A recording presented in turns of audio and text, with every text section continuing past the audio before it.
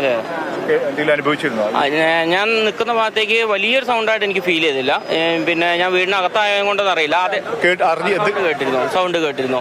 നമ്മളെ ഈ ഒരു ഭാഗത്ത് ഏത് ഭാഗത്തു നിന്നാണ് ഈ സൗണ്ട് വന്നതെന്നുള്ളത് ആർക്കും അറിയില്ല. ഏകദേശം ഈ ഒരു അതിന്റെ അരമണിക്കൂറിനുള്ളിൽ തന്നെ ഏകദേശം നമുക്കൊരു 10 കിലോമീറ്റർ ചുറ്റളവിലുള്ള ആളുകൾ വിളിക്കുന്നുണ്ടായിരുന്നു. ഈ വാട്സപ്പിൽ ഈ ന്യൂസ് കണ്ടിട്ട് വിളിക്കുന്നുണ്ടായിരുന്നു.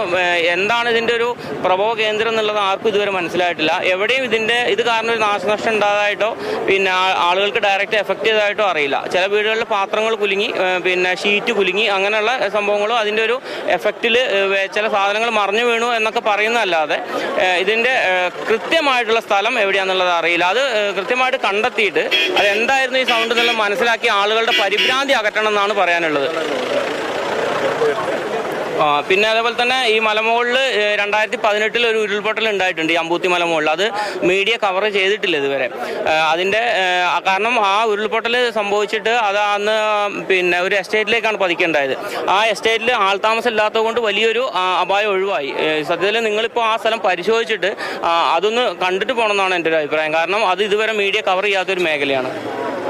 അതിനുശേഷം അവിടെ വിള്ളലും കാര്യങ്ങളൊക്കെ ഉണ്ടായിട്ടുണ്ട്. അതൊക്കെ പിന്നെ റവന്യൂ വകുപ്പും അതേപോലെ തന്നെ ജിയോളജിയൊക്കെ വന്ന് പരിശോധിച്ച് അവിടെ ഇനിയും ഉരുൾപൊട്ടൽ ഉണ്ടാകാനുള്ള സാധ്യത പറഞ്ഞു പോയിട്ടുണ്ട്.